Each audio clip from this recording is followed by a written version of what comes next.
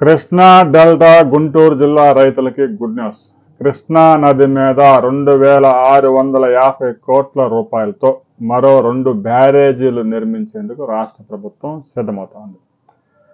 ఇప్పటికే ప్రకాశం బ్యారేజీ దాదాపుగా 11 లక్షల ఎకరాలకి సాగునీరు అందిస్తూ ఉంది. మరో 2 లక్షల ఎకరాలకి ఆరుతడి పంటలకు కూడా నీరు అందిస్తూ ఉంది. అయితే ప్రకాశం బ్యారేజీ దగ్గర వాటర్ స్టోర్ చేసుకునే సదుపాయం చాలా తక్కువ మాత్రమే, కేవలం 3 టీఎంసీలు మాత్రమే. అది కూడా పూడికతో నిండిపోయి అక్కడ 1.5 టీఎంసీ కూడా నిలవ ఉండడం లేదు. ఎగువ నుంచి వచ్చే వాటర్ని డైవర్ట్ చేయడానికి మాత్రమే ఈ ప్రకాశం బ్యారేజీ ఉపయోగపడుతూ ఉంది. దాదాపు ప్రతి సంవత్సరం కృష్ణానది నుంచి 360 నుంచి ఒక్కోసారి 850 టీఎంసీలు కూడా సముద్రంలో కలిసిపోతూ ఉన్నాయి. కానీ ప్రకాశం బ్యారేజీ కింద 2వ పంటకి వరి సాగుకి చేపల చెరువులకి నీరు ఇవ్వడానికి మాత్రం నీరు ఉండడం లేదు. ఈ సంవత్సరం ఇప్పటికే ప్రకటించారు వరి సాగు చేయవద్దని.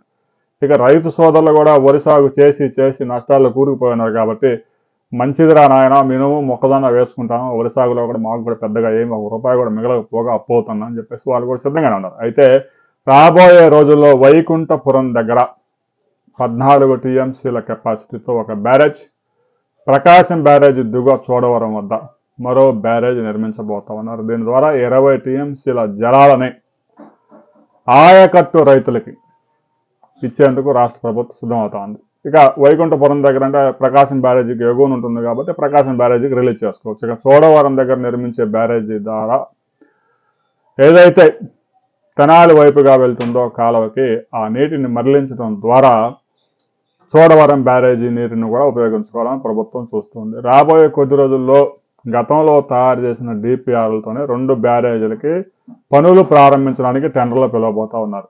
ప్రకాశం బ్యారేజీ నీటిని గరిష్టంగా ఉంచుకోవడంతో పాటు అమరావతి రాజధానికి కూడా తాగునీటి సరఫరా చేయడానికి వైకుంఠపురంలో నిర్మించే బ్యారేజీ ఉపయోగపడుతూ ఉంది. ఇక ప్రస్తుతానికి అక్కడక్కడ వర్షాలు కురుస్తూ ఉన్నాయి. ఎగువ నుంచి ప్రకాశం బ్యారేజీ నుంచి కూడా ఫ్లడ్ వచ్చింది కాబట్టి ప్రకాశం బ్యారేజీ నుంచి 8000 క్యూసెక్కుల కాలాలకు రిలీజ్ చేస్తున్నారు. పులిచింతల నుంచి కూడా కొంత ఫ్లడ్ వస్తూ ఉందట.